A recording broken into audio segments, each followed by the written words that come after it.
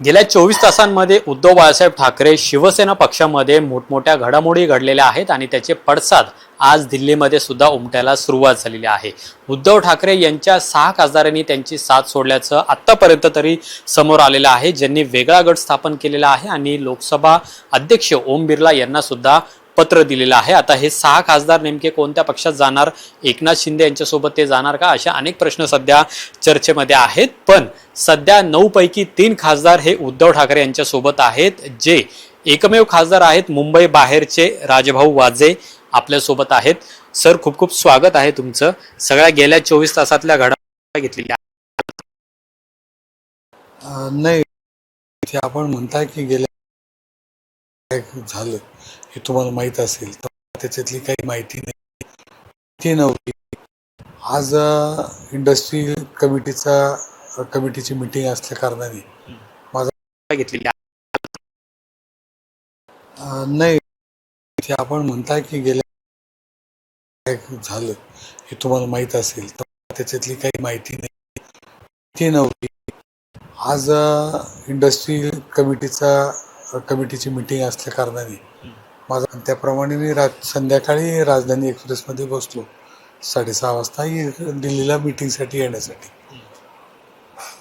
आणि 10-10:30 नंतर मला फोन यायला लागले पत्रकारांचे, वार्ताहरांचे, आणि तुम्ही कुठे आहे, तुम्ही पण दिल्लीला चालले काय. म्हटलं झालं काय, तर मग त्यांनी सांगितलं की अशी चर्चा चालू आहे. आणि मग ट्रेनमध्ये नेटवर्क चांगलं नसल्यामुळे कुठं काही निरोप मिळायला काही जागा नव्हती. सकाळी परत 7 नंतर परत फोन यायला लागले आणि मग काहीतरी घडतंय असं जाणवलं. परंतु अजूनही मला खात्री वाटत नाही, म्हणजे अजून माहिती मिळत नाही आहे काही. मग सकाळी मी ट्रेनमधून उतरल्यावर मला अनिल भाऊ देसाईंचा फोन आला आणि मी सांगितलं मी ट्रेनमधून उतरतोय आता. ते सांगितलं की तुम्ही आज संजय राऊत साहेबांच्या बंगल्यावर या. त्याप्रमाणे मी बंगल्यावर गेलो. पत्रकार परिषद झाली, मी इथं आलो, जेवण केलं आणि मग कमिटीच्या मिटिंगला गेलो. इतक्यात तुमच्या पुढेच मी मिटिंग आलो आहे. आता उद्या सकाळी काही मिटिंग बोलवली पार्लमेंटरी पार्टीची सकाळी 11 वाजता, असं व्हीप आम्हाला पत्र मिळाले. ते आठवून मी संध्याकाळी राजधानी घरी जाईल. पण ऑपरेशन टायगर बद्दल नेमकं काय तुम्हाला म्हणायचं आहे? कारण की गेल्या अनेक महिन्यांपासून ही चर्चा सुरू होती, पण आता कुठे ते या चर्चांना वेग आल्याचं पाहायला मिळतं. आणि 1-2 नव्हे तर 6 खासदार जे उद्धव ठाकरे यांनी पक्ष फुटीनंतर स्वतःच्या चिन्हावर ते निवडून आलेले होते, ते खासदार उद्धव ठाकरेंची साथ सोडतायत. तुम्ही सुद्धा खासदार आहात, तुम्ही सुद्धा दिल्लीमध्ये मुंबईमध्ये असता. काय नेमकं झालं असावं जेणेकरून हे 6 खासदार जे थेट आता उद्धव ठाकरेंची साथ सोडतायत? नाही, आता त्याच्यातलं मला माहिती नाही, कारण प्रत्येकाची विचार करण्याची पद्धत वेगळी असते. त्यांनी काय विचार केला मला माहीत नाही, आणि त्याच्यामुळे मी त्या विचाराशी, पण तो विचार झालाय का नाही हेच अजून सिद्ध होत नाही. त्याच्यामुळे मला त्याच्यातलं काही माहिती नाही. काय ऑफर्स आल्या होत्या सुरुवातीला, म्हणजे आताच नाही तर गेल्या अनेक महिन्यांपूर्वीपासून, की ही चर्चा बऱ्याच दिवसांपासून चालू आहे? माझ्यापर्यंत तर काही ऑफर कधी आली नव्हती. माझ्याशी कोणी संपर्कातही नव्हतं, मी कुणाच्या संपर्कात नव्हतो. त्यामुळे मला काही माहीत नाही असं एवढं काही. म्हणजे मी माझ्या कामाशी फक्त काम करतो,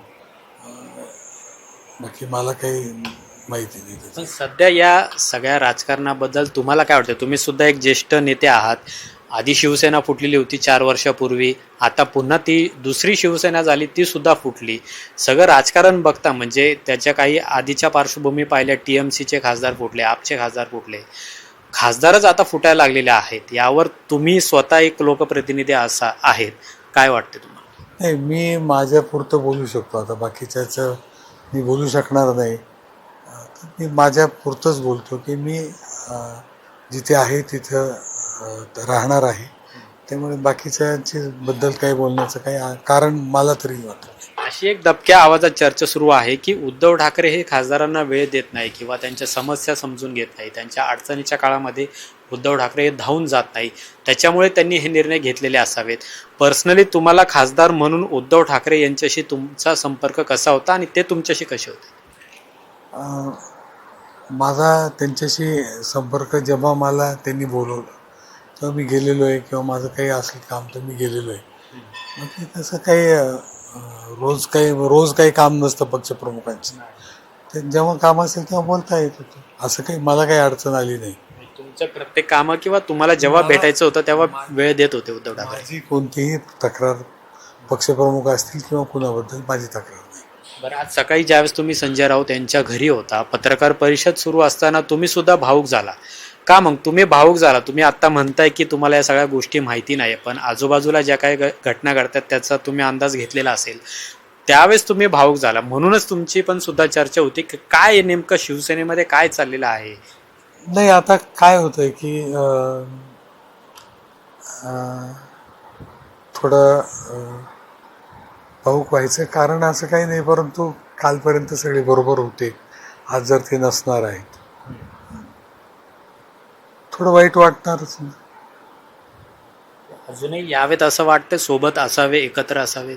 सगळे बरोबर असावेत असं काय वाटणारच ना. मलाही वाटणार आहे आता कालपर्यंत आम्ही बरोबर होतो आणि उद्या जर ते बरोबर राहणार नसतील, आता मला अजून माहीत नाही आहे, थोडं वाईट वाटणारच आहे. कोणी माणूस आहे आणि जरी ते कुठे आता काय होणार आहे माहीत नाही.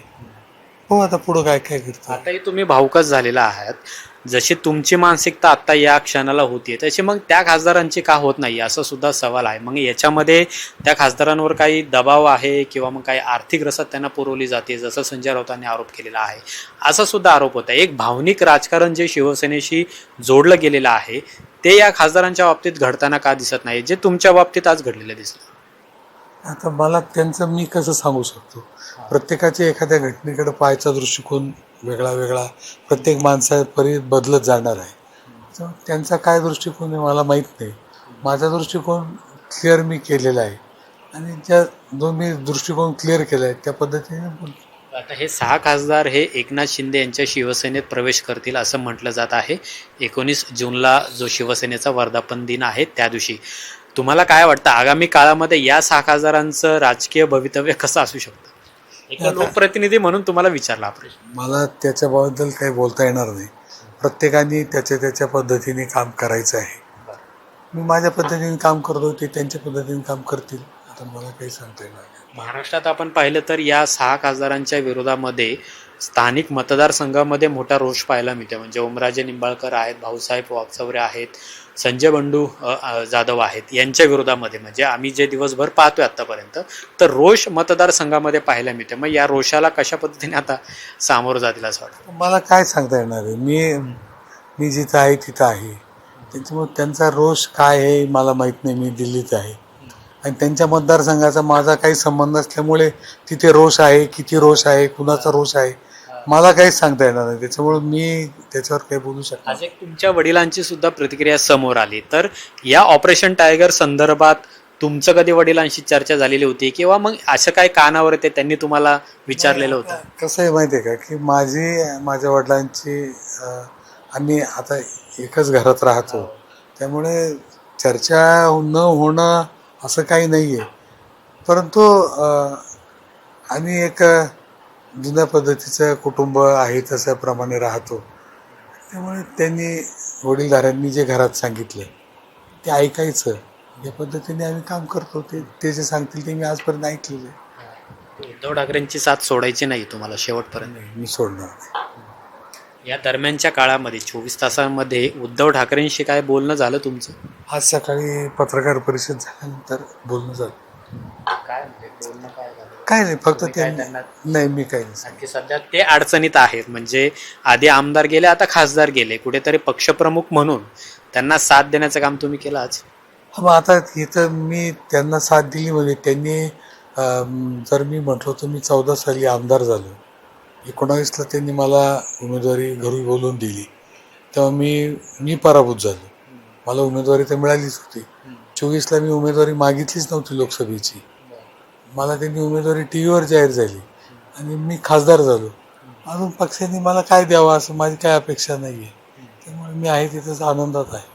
जे मिळालं ते खूप मिळालं असं मला वाटतं. या पुढील काळात जर तुमच्याशी काय संपर्क झाला या ऑपरेशन टायगरचा दुसरा भाग म्हटलं तर काय भूमिका असेल तुमची? काय दुसरा भाग जर हे झालं तर दुसरा भाग राहतो कुठं? आता मला माहीत नाही हे झालं का नाही, पण जर तुम्ही सांगता ते जर खरं पटलं आणि 6 जण बाजूला गेले असं जर खरं असलं तर आता दुसरा भाग राहतोच कुठं खासदारांमध्ये. आमदारांचा पण विषय आहे. असंही म्हणतात की 20 पैकी काही आमदार हे सोडून जातील. हे सगळं डॅमेज कंट्रोल करण्यासाठी उद्धव ठाकरे आणि आदित्य ठाकरे यांनी आता मुंबई बाहेर म्हणजे राज्याचा दौरा करावा, प्रत्येक तुमच्या लोकसभा विधानसभा मतदारसंघात जावं असं वाटतंय तुम्हाला? तेव्हा त्यांनी काय करावं हे सांगण्या इतका मी मोठा नाही आहे, परंतु आमची जबाबदारी ती आम्ही पार पाडू एवढंच मी सांगू शकतो.